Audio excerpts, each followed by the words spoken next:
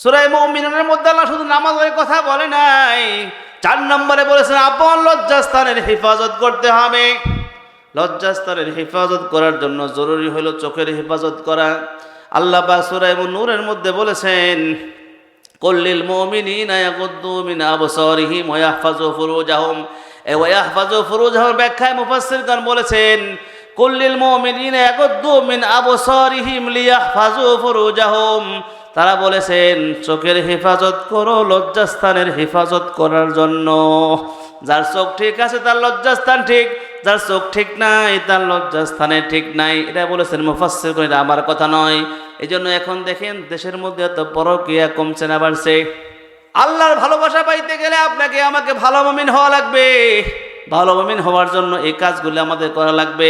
এগুলো খুব কঠিন কাজ না সহজ কাজ বলেন দেখি? খুব একটা কঠিন না। আল্লাহ পাকের জান্নাত পাইতে গেলে আপনাকে আমাকে এই কাজগুলো সকলকে করা লাগবে। আল্লাহ পাক 5 নম্বরে বলেছেন ওয়াল্লাযীনা হুম লিআমানাতিহিম ওয়া আহদিহিম রাউন। 5 এবং 6 নম্বর, একজন মুমিন সে আমানতের হেফাজত করে। আমানতের হেফাজত করে। আমানতের হেফাজত ভাইজান কি জিনিস? দুজন মানুষ একসঙ্গে বসে কথা বলেছেন, এটাকে আল্লাহ রাসূল বলেছেন আল মাজলিসু আমানাতুন। মাজলিসের মধ্যে গোপনে কথা বলেছো, তৃতীয় ব্যক্তিকে বলার জন্য বলো নাই। বললেই তুমি আমানতের খেয়ানতকারী হবে। চোখে দিয়া তুমি আরেকজন লজ্জাস্থান দেখলে তুমি আমানতের খেয়ানতকারী হবে। আল্লাহ তোমার চোখ দিয়েছে আল্লাহর কোরআন দেখার জন্য, আল্লাহর মাখলুক দেখার জন্য, আল্লাহর সৃষ্টি দেখার জন্য। আসমান দেখো, জমিন দেখো, পাহাড় দেখো, পর্বত দেখো, এই সব দেখবা। দেখা যাবে না মানুষের লজ্জাস্থান, মানুষের খারাপ গুণ। এগুলো না দেখলে তোমার সবগুলো নেকের কাজ হবে। কিন্তু তোমার যে দেশের আলেমদেরকে এই যে হাতের নখগুলো উঠে ফেলে, ওলামাদেরকে বাকায়দা জেলখানায় নিয়ে ভরে রাখে। একজন নেতা আমাকে বলেছেন হুজুর আলেমরা খুব খারাপ। ওই কেন? আলেম ওলামারা সব জেলখানায় যায়।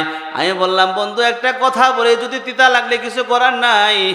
দেখবেন যখন সাহস, যখন দেখবেন ক্ষমতায়, সুর সব যাবে জেলখানায়। আর দেখবেন সুর যখন ক্ষমতায় থাকবে সব ভালো মানুষ জেলখানায় যাবে। তুমি সফল কাম হয়েছো কারণ দুনিয়ার সম্পদ তুমি পেয়েছো। আমরা যারা মানুষ, আমাদের স্বভাব হলো যার সম্পদ বেশি, যার ক্ষমতা বেশি, অথবা যার দুনিয়ার মধ্যে চাকচিক্যতা বেশি, তাদেরকে আমরা সফল কাম মনে করি। কিন্তু আল্লাহ সুবহানাহু ওয়া তাআলা বললেন সফলতার জন্য দুনিয়ার এসব ব্যাপারগুলো আল্লাহর কাছে কোনো বিষয় না। দুনিয়ার সম্পদ দিয়ে, ক্ষমতা দিয়ে মানুষ সফল কাম হতে পারে না। সফল হওয়ার জন্য একটা খাঁটি ঈমান লাগে। খাঁটি ঈমান লাগে। যার খাঁটি ঈমান আছে ওই ব্যক্তি সফল। ঘোষণা দিয়েছেন আল্লাহ। কে ঘোষণা দিয়েছেন ভাইরা আমার? আল্লাহ ঘোষণা দিয়েছেন। খাঁটি ঈমান যদি আপনার নসিব হয় তাহলে আপনি সফল কাম, এটা আল্লাহ ঘোষণা দিয়েছেন। আমরা একজন ইতিহাসের মধ্যে দেখি রাসূলুল্লাহ সাল্লাল্লাহু আলাইহি ওয়াসাল্লামের জামানায় বেলালে হাফসির কথা আপনারা শুনেছেন। বেলালে হাফসির কথা আপনারা শুনেছেন। উনি কিন্তু এরকম কালো মানুষ ছিলেন। হাফসি মানে কালো। হাফসা দেশের মানুষ সব কালো কালো। হজের সফরে যখন গেলাম যাই দেখি মক্কা শরীফের, মদিনা শরীফের অধিকাংশ মানুষই কালো। সব কালো। সুন্দর মানুষ কম, কালো মানুষই বেশি। এই কালোর কথা আল্লাহ পাকের রাসূলের দরবারে ঘোষণা হইতো বেলালে হাফসির কথা। উমর বিন খাত্তাব বেলালে হাফসিকে সাইয়্যিদুনা বেলাল বলে ডাকতো। উনি একজন গোলাম মানুষ ছিলেন। দুনিয়ার মধ্যে স্বাধীন মানুষের মর্যাদা বেশি, গোলামের দাম কম। দুনিয়ার ভিতরে জমিদারের দাম বেশি, ভাড়াটিয়ার দাম কম। ভাড়াটিয়া মানুষের কোনো দাম নাই। যত দাম রাখছে সব বাড়িওয়ালা মানুষের। কি বলে এরকম না? আমাদের দেশের মধ্যে এরকম সিস্টেম। কে জমিদার? জমিদার মানুষ, তার দাম বেশি। যে ব্যক্তি জমিদার তার মর্যাদা, ভাড়াটিয়ার দাম নাই। দেখেন এখানে গোলাম মানুষ, তার নাম হলো বেলাল। সে কোনো ওই কুরাইশি মানুষ ছিলেন না। হযরতে বেলালের সুন্দর একটা চেহারাও ছিল না, শিক্ষা দীক্ষাও ছিল না। বেলালে হাফসি রাদিয়াল্লাহু তাআলা আনহু তিনি একজন গোলাম ছিলেন। চেহারা ছিল এবড়ো থেবড়ো কালো। বাকি এই বেলালে হাফসিকে আল্লাহ সুবহানাহু ওয়া তাআলা এত সম্মান দিয়েছেন, এত সম্মান দিয়েছেন ঈমানের কারণে। মুয়াজ্জিনুর রাসূল, ইসলামের সর্বপ্রথম মুয়াজ্জিন তিনি হলেন হযরতে বেলাল রাদিয়াল্লাহু তাআলা আনহু। এই সম্মানটা দিয়েছে কে? আরো জোরে বলেন কে? মক্কা বিজয়ের পরে কাবা ঘরের মধ্যে অনেক মূর্তি ছিল। সেই মূর্তিগুলি রাসূলুল্লাহ সাল্লাল্লাহু আলাইহি সাল্লাম তার লাঠি দিয়ে ইশারা করেছেন আর বলেছেন, ওয়াকুল জাআল হক ওয়া যাহাকাল বাতিল ইন্নাল বাতিলা কানা যাহুকা। আল্লাহু আকবার। আল্লাহর নবী আয়াত পড়তেছিলেন, ইশারা করতেছিলেন, ইশারা করতে দেরি হয়েছে, মূর্তিগুলো লুটাইয়া পড়তে দেরি হয় নাই, জমিনের মধ্যে লুটাইয়া পড়ছে। যখন কাবা ঘরের ভিতরটা মূর্তি থেকে মুক্ত হলো, এরপরে এখন আজান দিতে হবে। কি দিতে হবে ভাই? আজান দিতে হবে। কে আজান দিবে? আজকের আজান বড় দামি, আজকের আজান বড় মর্যাদাপূর্ণ। আজকে কে আজান দেবে? আজানটা হবে কাবা ঘরের উপরে উঠে। এই সম্মান চাইতেছে আবু বকর সিদ্দিক, এই সম্মান চাই ওমর বিন খাত্তাব, এই সম্মান চাই ওসমান বিন আফফান রাদিয়াল্লাহু তাআলা আনহুমগণ। বড় বড় সাহাবারা সবাই চায় আজকে আজান দেওয়ার জন্য, আজান দেওয়ার জন্য। এই জন্য তারা চায়, তারা ইসলামের জন্য অনেক কোরবানি করেছেন। তারা ইসলামের জন্য কোরবানি করার পর তারা কুরাইশি মানুষ, তাদের সম্মান বেশি, তাদের মর্যাদা বেশি, তার নেতৃত্বের অধিকারী। এই জন্য তারা সবাই চাইতেছিল আজকের আজান আমরা দিব, সবাই প্রার্থী। কিন্তু না না, আল্লাহ পাকের পক্ষ থেকে এই ধরনের সিদ্ধান্ত আসে নাই। আল্লাহ পাক এটা বুঝাইছেন, মর্যাদার চাবিকাঠি দুনিয়ার এই সময় ব্যাপারগুলি নয়। কোনো বংশ ভালো হলে সে মর্যাদা বেশি হবে এমন কথা নয়, সুন্দর বেশি হলে তার সম্মান বেশি হবে এমন ব্যাপার নয়। আল্লাহ পাক ঘোষণা দিয়েছেন, ইন্না আকরামাকুম ইনদাল্লাহি আতকাকুম। তোমাদের মধ্যে সবচেয়ে বেশি সম্মানিত আল্লাহ পাকের কাছে ওই ব্যক্তি যিনি তোমাদের মধ্যে সবচেয়ে বেশি মুত্তাকি, সবচেয়ে বেশি পরহেজগার, যার ভিতরে আল্লাহর ভয় সবচেয়ে বেশি, ওই ব্যক্তির মর্যাদা আমার আল্লাহর কাছেও বেশি। আল্লাহু আকবার। অতএব গোলামের দাম আল্লাহর কাছে বেশি হইতে পারে, একজন শ্রমিকের মর্যাদা আল্লাহর কাছে বেশি হইতে পারে, ওই ব্যক্তি সফলতা লাভ করতে পারে। আমি যদি আপনাদেরকে একটি আয়াতের মধ্যে নিয়ে যাই, আল্লাহ সুবহানাহু ওয়া তাআলা সূরাতুল আরাফের মধ্যে একটি আয়াত নাযিল করেছেন। আল্লাহ সুবহানাহু ওয়া তাআলা ফরমান, নাদা আসহাবুল নারি আসহাবাল জান্নাহ আন আফিদু আলাইনা মিনাল মা। এই আয়াতের মধ্যে আল্লাহ পাক বলেন, একজন জাহান্নামী জান্নাতীকে বলবে, ও জান্নাতী, দুনিয়াতে তুমি আমার শ্রমিক ছিলে, তুমি আমার কর্মচারী ছিলে, দুনিয়ায় তোমার কত নিয়ামত আমি দিয়েছি, তুমি দুনিয়াতে আল্লাহ পাকের হুকুমগুলো মানতে, তুমি নামাজ পড়তে, মাথায় টুপি লাগাইছো, কত কথা তোমাকে বলেছি, কত কথা বলেছি, তোমাকে অনেক কষ্ট আমি দিয়েছি, তারপরেও তুমি আমার দুনিয়ার জীবনে শ্রমিক ছিলে, তুমি আমার কর্মচারী ছিলে। আজকে আমলের কারণে, ইমানের কারণে তুমি জান্নাতি হয়ে গেছো, আর আমি বদামলের কারণে, বদকিসমতির কারণে জাহান্নামী হয়ে গেছি। আমি আজকে এখন বড় বিপদের মধ্যে আছি, পিপাসার কারণে আমার কলেজানা ফেলে যাচ্ছে। অতএব তুমি একটি কাজ করো, তোমার যে পানি খাওয়ার পরে বেশি হয় ঝুটা পানি, খাবার যেটা বেশি হয় ঝুটা খাবার, এই খাবার এবং পানিগুলো একটু মেহেরবানি করে জাহান্নামের দিকে নিক্ষেপ করে দাও, যাতে একটু পানি খেয়ে আমাদের কলিজার মধ্যে যে তৃষ্ণা আছে আমরা একটু মেটাইতে পারি। এই আহ্বান করার পরে ওই জান্নাতি মানুষটা বলবে, ক্বালু ইন্নাল্লাহা হাররামাহুমা আলাল কাফিরিন। আল্লাহু আকবার। আল্লাহ পাক বলেন, ওই জান্নাতি বলবে, দুনিয়ায় বহুত জ্বালাইছো রে বেঈমান, তুমি আমারে বহুত জ্বালাইছো, সব ঠিক আছে, আমার দেওয়ার ইচ্ছা থাকলেও তোমার মতো কাফেরের জন্য জান্নাতের সমস্ত নিয়ামতকে আল্লাহ হারাম করে দিয়েছেন। অতএব কারণে সফলতার বিষয়টা আসছে। আল্লাহ পাক ঘোষণা করেছেন, কদ আফলাহাল মুমিনুন, মুমিনরা সফল কাম হয়ে গেছে। যে সমস্ত মানুষ ইমানের ক্ষেত্রে পড়ো, তার ইমান ভালো, যিনি মুত্তাকি, যিনি পরহেজগার, তিনি একজন ভালো মুসলমান। আমার আল্লাহ কই, তোমার সম্পদ না থাকলেও তুমি কামিয়াব, তুমি সফল কাম। তোমার গায়ের মধ্যে দামি পোশাক না থাকলেও তুমি সফল কাম। এটা আল্লাহ পাকের ঘোষণা। এখন যারা মুমিন মুসলমান আছি, নারী পুরুষ অনেকে হয়তো এখানে আসছেন, অনেক মহিলারাও আসছেন। কারণ মুমিন শুধুমাত্র পুরুষরা হয় না, মহিলারাও হয়। কি বলেন, মহিলারা মুমিন হয় না?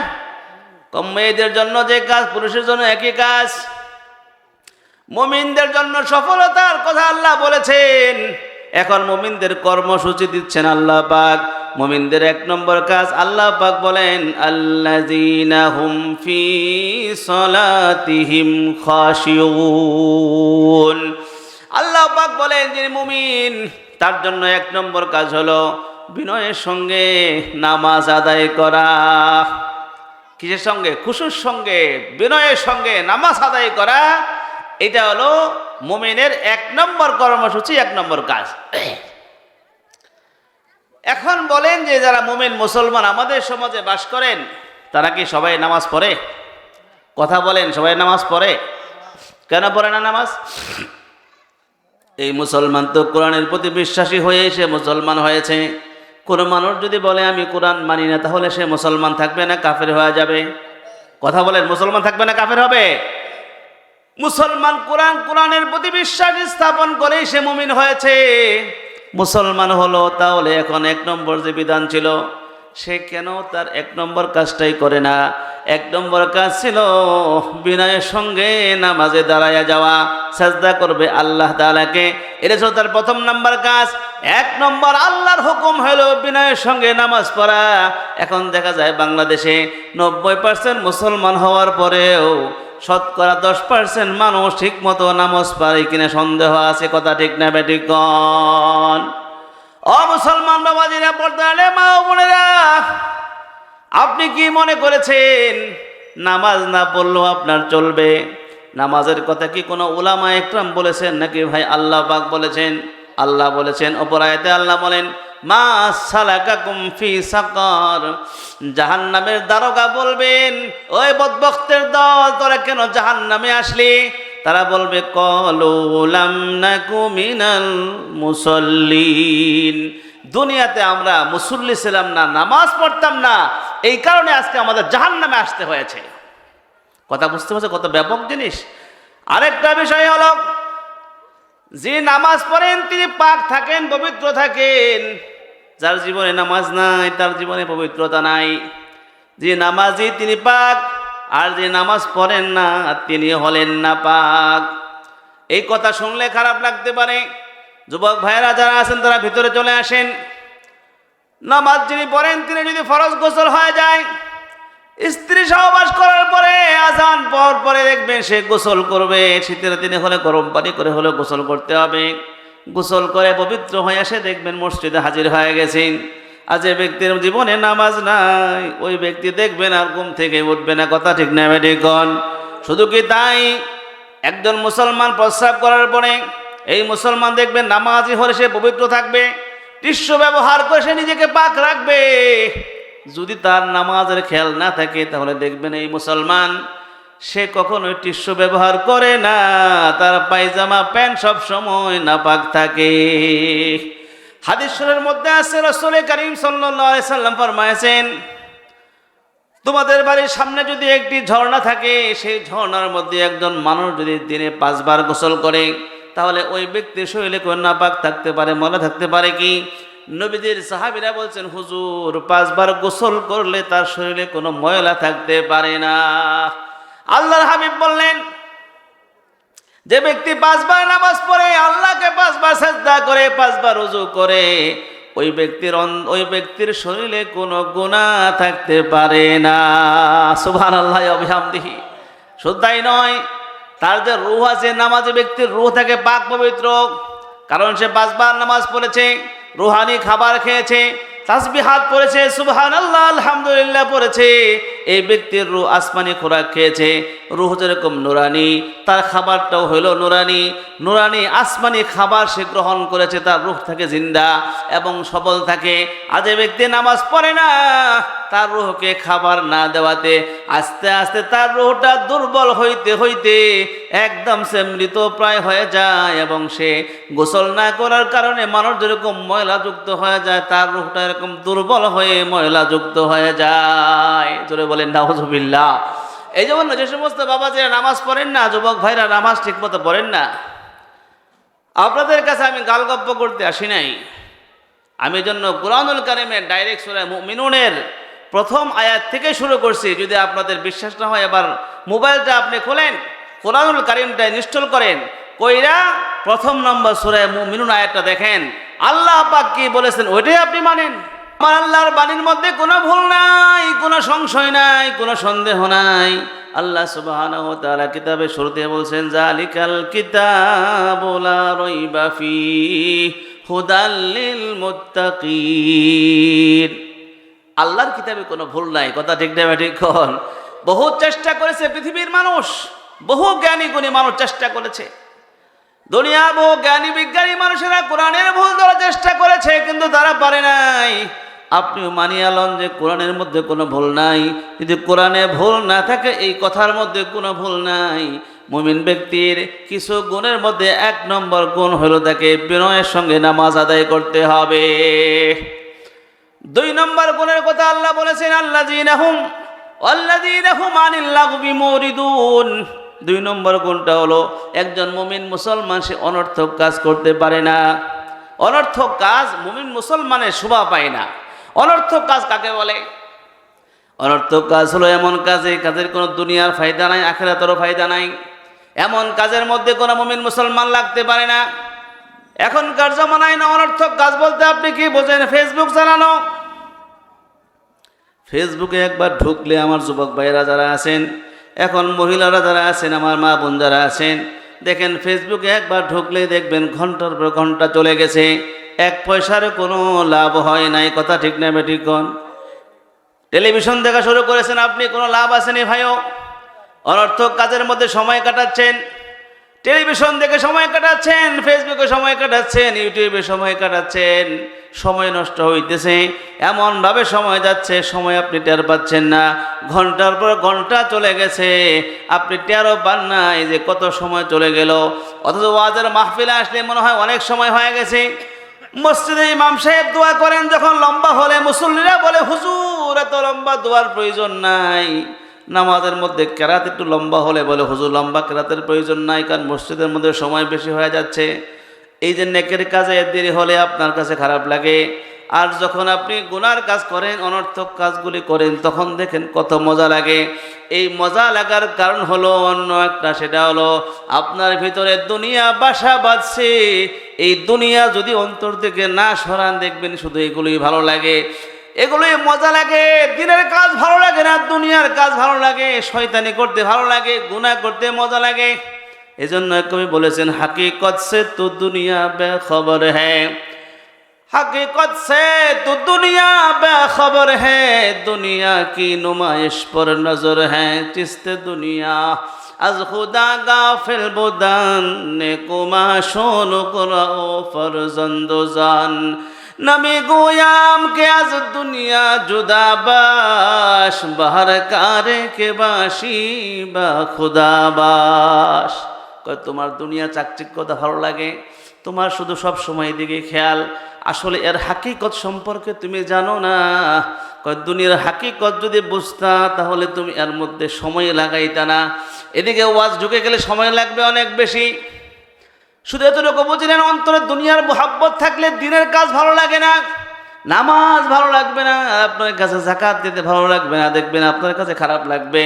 কিন্তু আপনি দুনিয়া জুড়ে ঘোরাফেরা করবেন তখন ভালো লাগে, কিন্তু মক্কা শরীফ গিয়ে হজ করবেন আপনার নসিব হয় না। ঠিক না বা ঠিক? বহু মানুষ সম্পদশালী লোক আছে না, হজ করার নসিব হয় না, হজ করতে পারে না। কিন্তু উনি আমেরিকা ভ্রমণ করছেন, উনি লন্ডন ভ্রমণ করেন, বিভিন্ন জায়গায় ভ্রমণ করে, সেগুলো তার ভিসা লাগানো আছে, মক্কা মদিনার ভিসা নাই। বুঝতে হবে আপনার সমস্যা আছে ভাইও। দুনিয়া আপনাকে পেয়ে বসছে, দুনিয়ার মহাব্বত আপনাকে পেয়ে বসছে। আপনার সন্তান কোরআন শরীফ পড়ে না, আপনার কোনো খারাপ লাগে না। আপনার সন্তান নামাজ পড়েন, নামাজের কথা আপনি বলেন না। আপনার সন্তান দ্বারা দুনিয়া মাকসাদ, জন্য আপনার সন্তানকে শুধু সারা জীবন পড়াইলেন, এ বি সি শুধু পড়াইলেন, আলিফ বা তাসা শিক্ষা দিলেন না। এমন আছে না মুসলমান?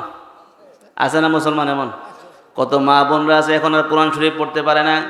মাদ্রাসায় গেলে বলে হুজুর আমার তো প্রাইভেট আছে, আমার সময় নাই বলে মাদ্রাসা থেকে চলে আসে।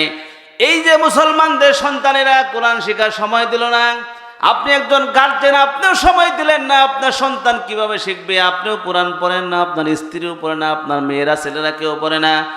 ঘরের মধ্যে নামাজের পরিবেশ নাই, কিন্তু লেখাপড়ার কোনো অভাব নাই, টেলিভিশনের কোনো অভাব নাই। এই যে জ্ঞান চর্চা হচ্ছে, এগুলি কি আসল জ্ঞান? কথা বলেন, আসল জ্ঞান এগুলি? কোনো ফায়দা হবে এগুলিতে? শুধু দুনিয়া কামাই হলে হতেও পারে, নাও পারে।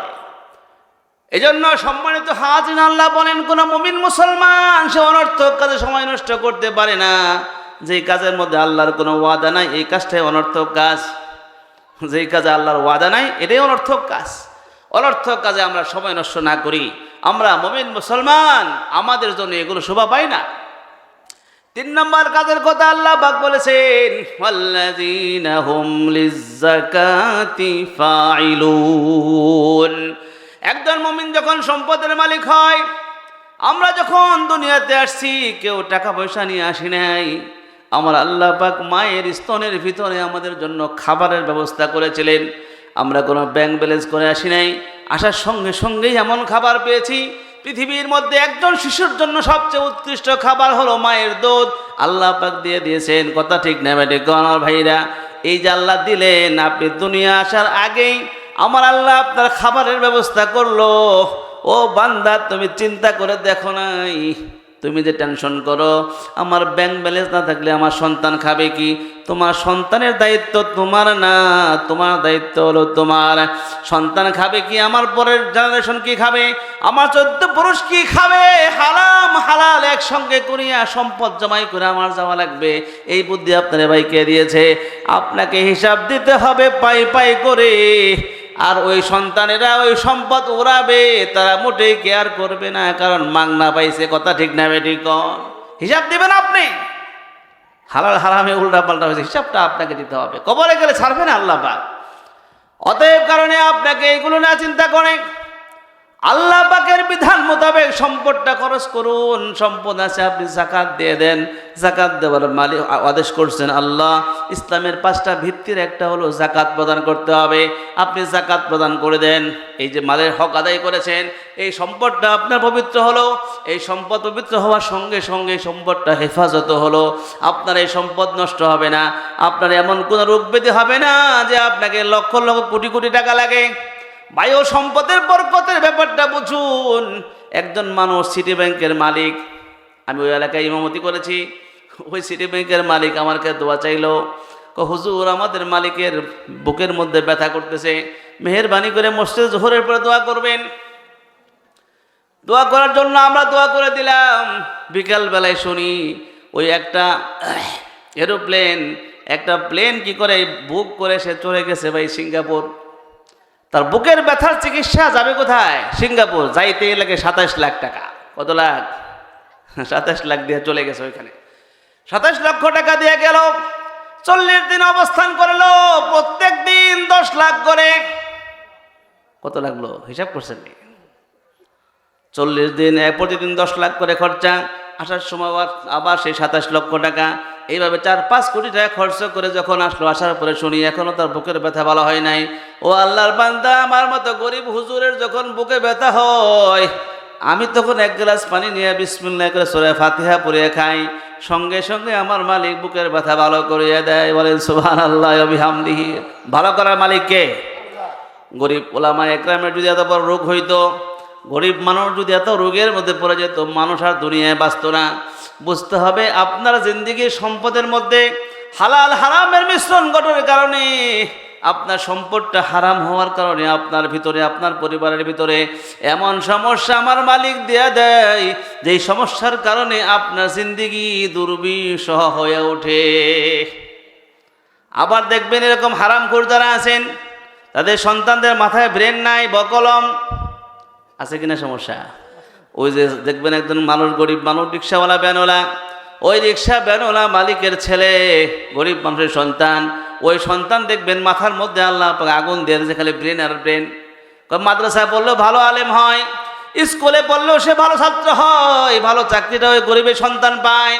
আর বড় লোকের সন্তান যে হারামে হালালে সম্পদ কামাইলো, ওই ব্যক্তি দেখবেন তার মধ্যে বরকত নাই, তার স্ত্রীর হলো কিডনির সমস্যা, তার সন্তানের মাথায় ব্রেন নাই। আমি একজন বড় শিল্পপতির সঙ্গে সাক্ষাৎ, আমার দেখা সাক্ষাৎ কিছুদিন চলাফেরা হয়েছে, এসে বলছে হুজুর কি আপনাকে বলবো, আমার একটা ছোট্ট সন্তানের পায়ের মধ্যে এমন সমস্যা হয়েছে, বাংলাদেশের সমস্ত ডাক্তার দেখানোর পরেও এর পায়ের ব্যথা ভালো হয় না হুজুর, ঘা ঘা হয়ে গেছে। সে তার কান্নার কারণে আমাদের বাসার মধ্যে এক মুহূর্তের জন্য কোনো আরাম নাই। হারামে আরাম নাই কি নাই?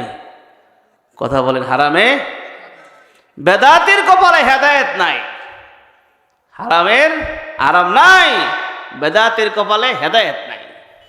এই জন্য আমরা ওয়াজ করি, আপনাদেরকে বোঝাই, তারপরেও দেখা যায় ঘরে ঘরে সুদের কারবার আছে কি নাই? ও মুসলমান বাবাজিরা, না খেয়ে থাকার অভ্যাস করা লাগবে। আমার কলজায় হাসানা না করলে পেটের মধ্যে বাদ যায় না। 3 দিন তুমি না খেয়ে থাকো।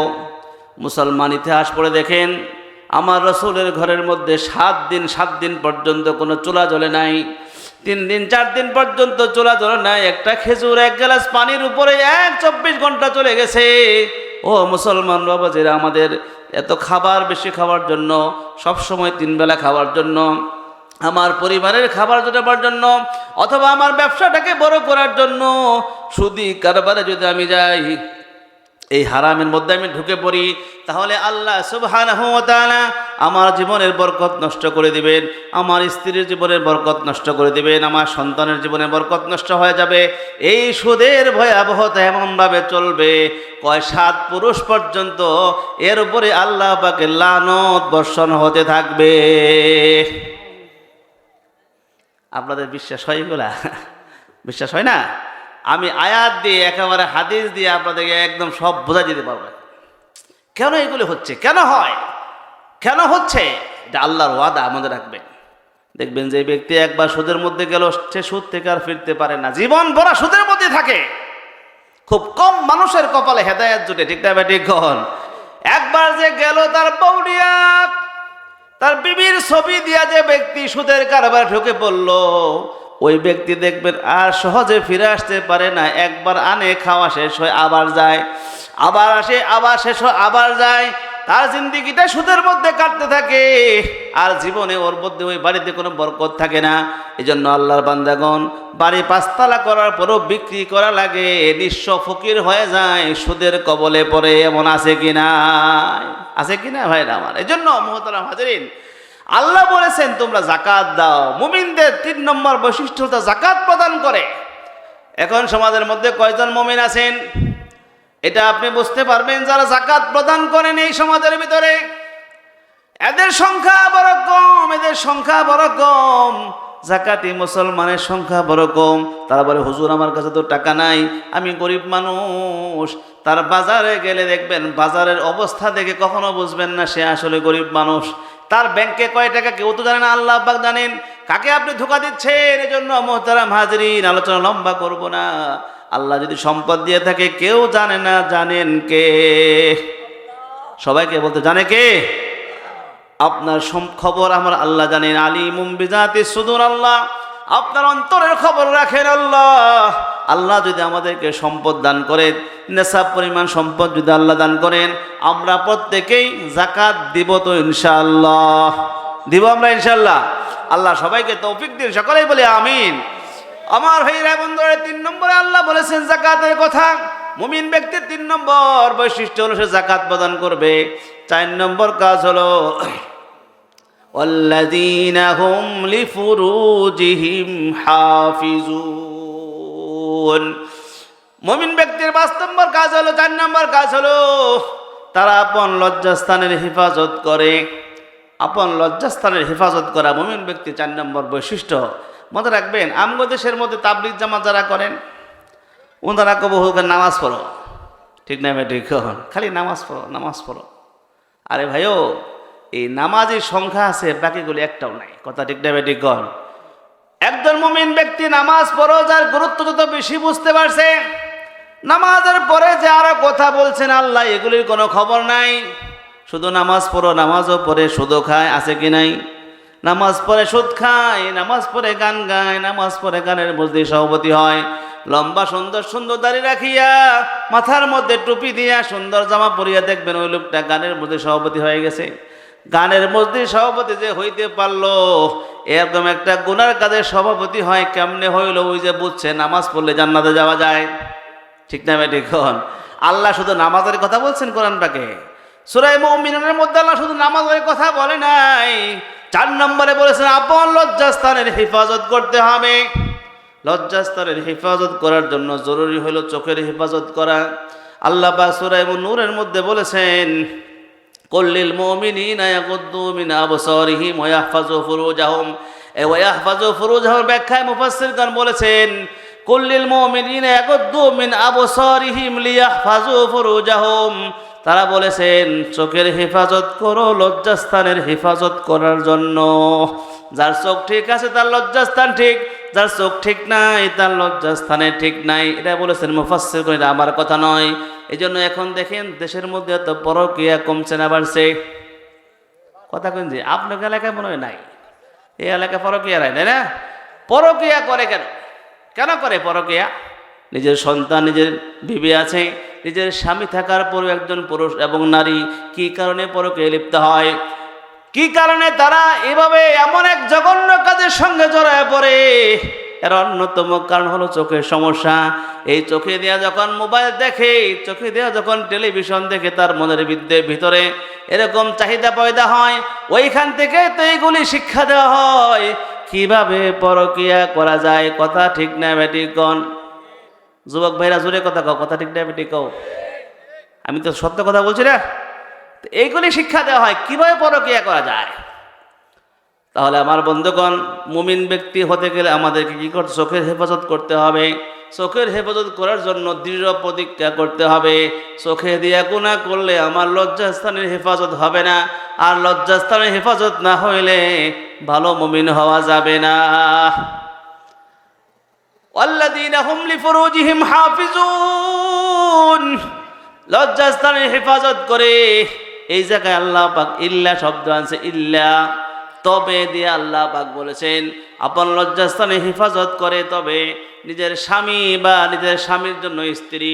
আর আগের জমানা যে বাদী ছিল, বাদী অথবা গোলাম না বাদী, আল্লাহ বলেছেন একজন পুরুষ যদি তার স্ত্রীর কাছে অথবা তার একজন বাদীর কাছে গিয়ে নিজের যৌন চাহিদা পুরা করে, এই ব্যক্তি কি নয়? সে হেফাজতকারী, সে লজ্জাস্থানে হেফাজতকারী, সে সীমালঙ্ঘনকারী নয়।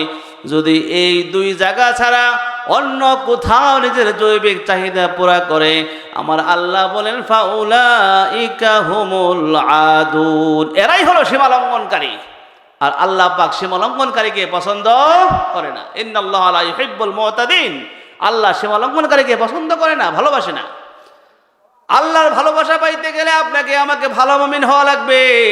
ভালো মুমিন হওয়ার জন্য এই কাজগুলো আমাদের করা লাগবে। এগুলো খুব কঠিন কাজ না সহজ কাজ? বলেন দেখি। খুব একটা কঠিন না।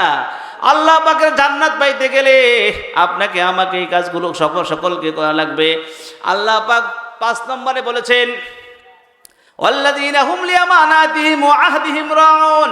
5 এবং 6 নম্বর, একজন মুমিন সে আমানতের হেফাজত করে। আমানতের হেফাজত করে। আমানতের হেফাজত ভাইজান কি জিনিস? 2 জন মানুষ একসঙ্গে বসে কথা বলেছেন, এটাকে আল্লাহর রাসূল বলেছেন আল মাজলিসু আমানাতুন। মজলিসের মধ্যে গোপনে কথা বলেছো, তৃতীয় ব্যক্তিকে বলার জন্য বলো নাই। বললেই তুমি আমানতের খেয়ানতকারী হবে। চোখে দিয়া তুমি আরেকজন লজ্জাস্থান দেখলে তুমি আমানতের খেয়ানতকারী হবে।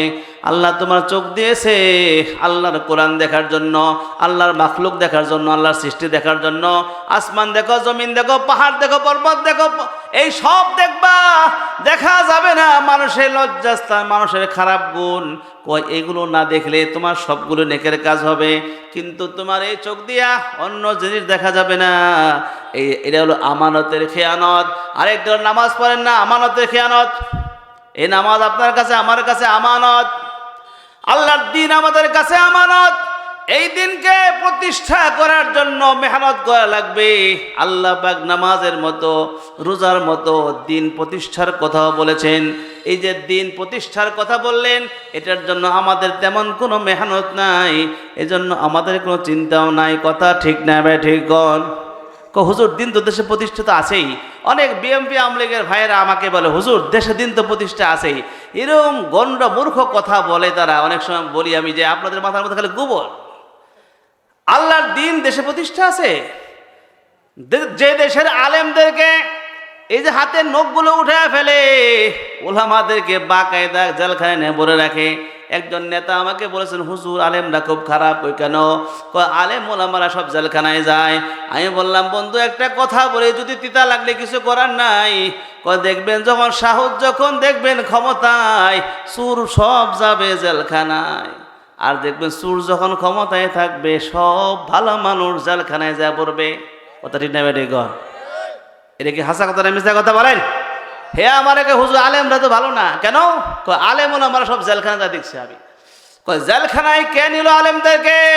যে নিছে সে হলো চোর, এই জন্য সে আলেমকে জেলখানায় নিয়ে গেছে। ওলামা একরাম জেলখানায় যাওয়ার কথা নয়। কথা ঠিক না বেঠিক কোন? ওলামা একরাম এমন কোনো কাজ করে না জেলখানায় যাওয়া লাগবে। যাদেরকে বানানো হয়েছে আসামি, এরা সব চোরের দল। আমার সম্মানিত হাজিরিন, আল্লাহ পাক বলেন আমানত রক্ষা করা ইমানদারের কাজ। আল্লাহ হাবিব ফরমায়েছেন লা ঈমান লিমান লা আমানাতা লাহু, যার মধ্যে আমানতদারি নাই তার মধ্যে ঈমান নাই। আপনি ইমানদার দাবি করেন, আমানতদারি নাই, কয় কাজ হবে না। আমানতদারি আমার মধ্যে নিয়ে আসতে হবে। আমানতদারি আনলে আমি ইমানদার দাবি করতে পারবো। আমানত যদি আমার ঠিক না থাকে, আমার মধ্যে ইমানদারি থাকবে না। এবার বলেন, যারা মসজিদ নিয়ে কাজ করেন অথবা সমাজের দায়িত্ব নিয়ে যারা কাজ করেন, তাদের মধ্যে আমানতদারি হালাতটা কোন পর্যায়ে? আমাদের বাংলাদেশের ব্যাংক, মনে করেন আমাদের বাংলাদেশ ব্যাংক যেটা আছে, এই ব্যাংকের টাকা চুরি হয়েছে কিনা ভাইরা আমার? হয়েছে কিনা? 2-4 টাকা না, হাজার হাজার কোটি টাকা। কিরম আমানতদার লোকটা কইন? যে লোক এটা গভর্নর ছিলেন, তিনি কি করিয়া হাজার হাজার কোটি টাকা এখান থেকে চুরি করাইলেন? যে ব্যক্তি করাইছেন উনি দোষী নাকি ভাই নির্দোষ? কথা বলেন। দায়িত্ব তোমাকে দেওয়া হয়েছিল, তুমি এখানে চুরি হলো দেখছো, তুমি বলো নাই, অতএব তুমিও দোষী, যে করছে সেও দোষী। কথা ঠিক না ব্যাটি কন ভাইরা আমার? মসজিদের টাকা অনেক সময় জিম্মাদাররা খেয়ে ফেলে, ঠিক না ব্যাটি কন? এই লোকগুলিকে আমানতদার? আমানতদার ভালো করে মনে রাখেন। মসজিদের টাকা, ইতিমের টাকা যারা খায়, ওদের কপালে কোনোদিন হেদায়েত তো জুটেই না। বেঈমান হয়ে মারা যাবে, জীবন বড় অশান্তির মধ্যে ভুগবে। আমার মালিকরে কোনোদিন পাবে না। পরকালে দেখবেন ভিতরে খালি আগুন ঢুকবে, আগুন। এই জন্য খবরদার, সাবধান। আমানতের খেয়ানত যারা করেন তাদের বিরাট ধরনের শাস্তি হবে, আর ঈমান নষ্ট হবে। ঈমান নিয়ে কবরে যাওয়া যাবে না। আমার ভাইরা বন্ধুরা, আমানতের ব্যাপার, এই আমানতকে আল্লাহ পাক পেশ করেছিলেন আসমানের কাছে, জমিনের কাছে। সেই আমানত তারা কিন্তু গ্রহণ করে নাই। মানুষ গ্রহণ করার পরে আল্লাহ বলছেন এই মানুষেরা বড় জাহেল, বড়ই জালেম। এর মানে হলো মানুষ বড় বোকা, তারা জানে না এটা কত বড় ভারী জিনিস। এই ভারী জিনিস আসমান গ্রহণ করলো না, জমিন গ্রহণ করলো না, মানুষ গ্রহণ করেছে। মানুষ গ্রহণ করার কারণে সম্মানিত হয়েছে, ঠিক না ভাই? ঠিক হন। মানুষ গ্রহণ করে মানুষ সম্মানিত হয়েছে, ইজ্জতের মালিক হয়েছে। আল্লাহ মানুষকে জান্নাতুল ফেরদাউস দান করবেন। এই আসমানের জন্য কোনো জান্নাতুল ফেরদাউস নাই, ফেরেশতার জন্য নাই। কথা ঠিক না ঠিক? যারা দায়িত্ব পালন করে তাদের জন্য পুরস্কার, আর যে ব্যক্তির মধ্যে দায়িত্ববোধ নাই ওর কোনো পুরস্কার নাই, ওর কপালে ঝাড়ুর বাড়ি আছে। এই জন্য আমানতদারের বিষয়টা বড় জটিল, অনেক বড় ব্যাপার। আসুন আমরা আমানতদারের দিকে ফিরে আসি। কথার মাধ্যমে, আচরণের মাধ্যমে, আল্লাহর দ্বীনের মাধ্যমে যেখানে আমানতের ব্যাপার আছে, আমানতদারি রক্ষা করার চেষ্টা করি। আর আমার কাছে যদি কোনো মানুষ টাকা পয়সা রাখে, সেটা যেন আমি যেমনে দেয় ওইভাবে ফেরাই দেই। এটা আমানতের বড় ব্যাপার। আল্লাহ আমাদেরকে আমল করার তৌফিক দিন, সকলেই বলে আমিন। এরপরে আল্লাহ বলছেন 6 নম্বরে, ওয়া আহাদিহিম রাউন, চুক্তি রক্ষা করা। চুক্তি, আহাদুন, অঙ্গীকার করছেন একজনের লগে, এটা রক্ষা করা, এটা একজন মুমিনের বৈশিষ্ট্যের মধ্যে একটা। আপনি বলছেন আপনাকে 5 লক্ষ টাকা দেন, আপনাকে আমি 10 দিন পরে দিয়ে দেব। এই লোক 10 দিন পরে দূরের কথা, 10 বছর গেছে এখনো দেওয়ার নাম নাই। আছে না এরকম মানুষ? একদিন পর না কই আমাকে 5,000 টাকা দেন, বিকালে দিব। টাকা নেওয়ার পরে দেখবেন খবর নাই, কয় ভাই আমাকে 5 কেজি চাউল দেন, বিকালে টাকা দিব। 5 কেজি চাউল নেওয়ার পরে খেয়ে ফেলছে, আর টাকা দেওয়ার নাম নাই। এমন মানুষ আছে কি নাই? দোকানে যখন বাকি নাই, বছর শেষে হাল খাতা করার পরে ওই পারে টাকা আর ওঠে না। দেওয়ার সময় কত সুন্দর করিয়া নিল, এখন নেওয়ার সময় দিয়েছে কিন্তু দেওয়ার সময় খবর নাই। বড় অঙ্গীকার রক্ষা করেছে উনি। আউফু বিল উকুদ, তোমরা চুক্তি যেগুলো আছে অঙ্গীকারগুলি পুরা করিও। এগুলির জন্য আমাদেরকে জিজ্ঞেস করা হবে। এই বিষয়গুলো বা জটিল ব্যাপার, শুধু নামাজ পড়লে জান্নাতি হবে এই যে সমস্যা, এই যে গুণগত ব্যাপারগুলি আমাদের মধ্যে নাই, এই জন্য মুসলমানের অভাব নাই, শয়তানের অভাব নাই। কথা ঠিক না ঠিক? মুসলমানের অভাব নাই, শয়তানের অভাব নাই। আমার ভাইরা বন্ধুরা, আল্লাহ পাক বলেন আল্লাযীনা হুম আলা সালাওয়াতিহিম ইউহাফিজুন। 7 নম্বরে আল্লাহ বলেন মুমিনদের আরেকটা কাজ হলো 5 ওয়াক্ত নামাজের হেফাজত করা। 5 ওয়াক্ত নামাজ, আগে তো নামাজের কথা বলছে, এখন শুধু নামাজ 2 ওয়াক্ত পড়লে হবে না। অনেক মানুষ নামাজ পড়েন, সপ্তাহে একদিন নামাজ পড়েন, সপ্তাহে একদিন, সাপ্তাহিক মুসল্লি আর কি, একদিন নামাজ পড়ে এমন মুসল্লি আছে না? দেখবেন যে মসজিদটার মধ্যে দেখবেন ফজর, জোহর, আসর, মাগরিব, এশা, 5 ওয়াক্ত নামাজের মধ্যে, এই 5 ওয়াক্ত নামাজের মধ্যে দেখবেন মানুষ সব মিলে 10 জন 20 জন, কোনো জায়গায় 30, 40, 50 পর্যন্ত, এরপরে আর খবর থাকে না। কিন্তু এলাকাবাসীর মধ্যে প্রত্যেকটা ঘর থেকে নামাজে আসে শুধু শুক্রবারে। ঠিক না ভাই? ঠিক কন। শুক্রবারে নামাজ পড়েন আপনি, 5 ওয়াক্ত নামাজকে আমার আল্লাহ ফরজ করেছেন আপনার জন্য। 1-2 ওয়াক্ত নামাজ পড়ার বিধান তো আমার আল্লাহ পাক দেয় নাই। আল্লাহ পাক বলেছেন নামাজগুলোর হেফাজত করে মুমিন মুসলমানেরা। এই সব কথা বলার পরে আমার আল্লাহ পাক একটা ঘোষণা দিয়েছেন, উলাইকা হুমুল ওয়ারিসুন আল্লাযীনা ইয়ারিসুনাল ফিরদাউসা হুম ফিহা খালিদুন। আল্লাহু আকবার বলেন। আল্লাহ পাক বলেন এই কাজগুলো যারা করবে, যে মুমিন মুসলমান, আল্লাহ পাক বলেন এরা হবে জান্নাতুল ফিরদাউসের মালিক। সুবহানাল্লাহ বিহামদি। আরো জোরে কইন সুবহানাল্লাহ। জান্নাতুল ফেরদাউসটা কি? এটা তো আপনি জানেন না জান্নাতুল ফেরদাউসটা কি। আল্লাহ রাসূল বলেন তোমরা যদি আল্লাহকে জান্নাত চাও তাহলে জান্নাতুল ফেরদাউস চাইও। আল্লাহকে জান্নাতুল ফেরদাউস চাইও, কারণ এটা হলো জান্নাতের মধ্যে সবচেয়ে উচ্চতম, সবচেয়ে ভালো জান্নাত, সবচেয়ে উন্নত জান্নাতের নাম হলো জান্নাতুল ফেরদাউস। এখন আপনি যদি বুঝতেন জান্নাতুল ফেরদাউস কি, তাইলে আপনি সুবহানাল্লাহ আর জোরে করে কইতেন। কথা ঠিক না ঠিক কর ভাইরা আমার? এই যে আমরা বুঝি না জান্নাতুল ফেরদাউসটা কি আসলে।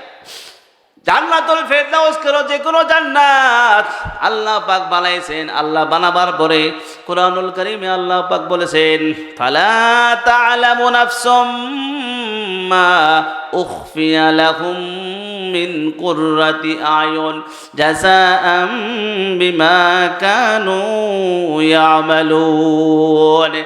আল্লাহ পাক বলেন কোন প্রাণ জানে না, কোন প্রাণ জানে না তাদের চোখের শীতলতা স্বরূপ কি সব নিয়ামত রাজি আমি আল্লাহ গোপন করে রাখছি। এই সব কিছু কোনো প্রাণ জানে না, তাদের কর্মের বিনিময় স্বরূপ আমি আল্লাহ সব গোপন করে রাখছি। হাদিসে পাকে আল্লাহর হাবিব বলেন, মা লা আইনুন রাত ওয়ালা উযুনুন সামিআত ওয়ালা খাতারা আলা কলবি বাশার। আমি আল্লাহ এত সব নিয়ামত প্রস্তুত করে রাখছি, যেই নিয়ামতের কথা কোনো চোখ দেখে নাই, কোনো কান শুনে নাই, কোনো অন্তর কোনো দিন কল্পনাও সেই পর্যন্ত পৌঁছতে পারে নাই। সুবহানাল্লাহ বিহামদি। জান্নাতের নিয়ামতের মধ্যে আল্লাহর হাবিব ফরমায়েছেন, লা মাউযাউ সাউতিন ফিল জান্নাহ খায়রুম মিনাদ দুনিয়া ওয়া মা ফিহা। জান্নাতের একটা চাবুক রাখা পরিমাণ জায়গা এত দামি, এত দামি, এই তামাম দুনিয়া যদি নিয়ামত দিয়ে ভরপুর করে দেওয়া হয়, সোনারূপা দিয়ে ভরে দেওয়া হয়, তাহলে জান্নাতের একটা চাবুক রাখার জায়গা পরিমাণের দামও এই দুনিয়া সব দিলেও হবে না। বলেন সুবহানাল্লাহ বিহামদিহি। এত নিয়ামত, এত নিয়ামত। সাহাবা আজমাইনদের চোখের সামনে জান্নাত ছিল, সাহাবা আজমাইনদের চোখের সামনে জান্নাত ছিল, তারা আল্লাহ পাকের দিন মানতে পারছেন। আনাস বিন নজর রাদিয়াল্লাহু আনহু উহুদের যুদ্ধের দিন যখন যাচ্ছেন, তখন সাহাবারা বলছেন, ভাই আনাস তুমি সামনে যাও না, সামনে শত্রুরা বসে আছে, তোমাকে হত্যা করে ফেলবে। তখন তিনি বলেছেন, খাল্লি আন্নি, তোমরা আমার রাস্তা ছেড়ে দাও, ইন্নী আজিদু রিহাল জান্নাতি মিন দুনি উহুদিন, আমি উহুদের পাদদেশ থেকে জান্নাতের ঘ্রাণ পাইতেছি। বলেন সুবহানাল্লাহ। এজন্য জান্নাত কি জিনিস আমাদের সামনে নাই। আমরা শুধু জান্নাত শুনি, জান্নাত আমাদের সামনে না থাকার কারণে আমরা যখন বলি তোমাকে জান্নাত দেওয়া হবে, সে মনে করে খুব কম দেওয়া হচ্ছে। কি কয়? খুব একটা বেশি দেওয়া হচ্ছে না। এটা জান্নাত কি জিনিস? জান্নাত আমাদের সামনে না থাকার কারণে, টার্গেট জান্নাত না হওয়ার কারণে, জান্নাতের নিয়ামত সম্পর্কে আমাদের খবর না থাকার কারণে জান্নাত বলে হুজুর খুব কম। একজন হুজুর একজন রিক্সাওয়ালা রিক্সা দিয়ে আসছে, আসার পরে বলছে, হুজুর বলছে, ভাই রিক্সাওয়ালা, আমার তো নামাজের সময় হয়ে যাচ্ছে, 20 টাকা ভাড়া, তোমাকে আমি দোয়া করে দেবো আল্লাহ যেন তোমাকে জান্নাতি বানায়। রিক্সাওয়ালা বলে, হুজুর গো, আমার জান্নাতের প্রয়োজন নাই, আমার 20 টাকা দেন। কি কয়? আমার জান্নাত লাগবো না, আমার 20 টাকা দেন। কথা বুঝছেন নি? এটা হলো একজন মুসলমান, একজন মুমিন। এখন মুমিনের সামনে জান্নাতের কোনো কিনা রূপরেখা নাই। হুজুর, আমি একটি গুনাহ করে জাহান্নামের উপযুক্ত হয়ে গেছি, হুজুর গো, আমার উপরে আল্লাহ শাস্তি বিধান কার্যকর করিয়া আমাকে পবিত্র করে আমি যেন জান্নাতের উপযোগী হয়ে যাই। বলেন সুবহানাল্লাহ বিহামদিহি। এই জন্য জান্নাতের কথাগুলি আমাদের আলোচনা নিয়ে আসতে হবে। জান্নাতের আলোচনা আসলে আমাদের জান্নাতের চিন্তা পয়দা হবে, জান্নাতে যাওয়ার শখ পয়দা হবে, প্রতিযোগিতা পয়দা হবে। আমার আল্লাহ বলেন, ওয়াসারিউ ইলা মাগফিরাতিন মির রাব্বিকুম ওয়া জান্নাতিন আরদুহাস সামাওয়াতু ওয়াল আরদু উইদ্দাত লিল মুত্তাকিন। আল্লাহ বলেন, জান্নাতের দিকে দৌড়াও, প্রতিযোগিতা করো। জান্নাতের দিকে দৌড়াও, প্রতিযোগিতা করো। যে জান্নাতের প্রশস্ততা হলো জমিন ও আসমান বরাবর। জোরে বলেন সুবহানাল্লাহ। সম্মানিত হাজিরিন, আলোচনা করেছি সূরা মুমিনুন থেকে, সুন্দর কথাগুলি আমি বলার চেষ্টা করেছি। আল্লাহ পাক আমাদের সবাইকে আমল করার তৌফিক দিন। সকলে বলেন আমিন। আল্লাহ আমাদের সকলকে জান্নাতুল ফিরদাউসের অধিবাসী হওয়ার তৌফিক দিন। সকলে বলে আমিন। ওয়া আখিরু দাওয়ানা আলহামদুলিল্লাহি রাব্বিল আলামিন। আসসালামু আলাইকুম ওয়া রাহমাতুল্লাহি ওয়া বারাকাতুহু।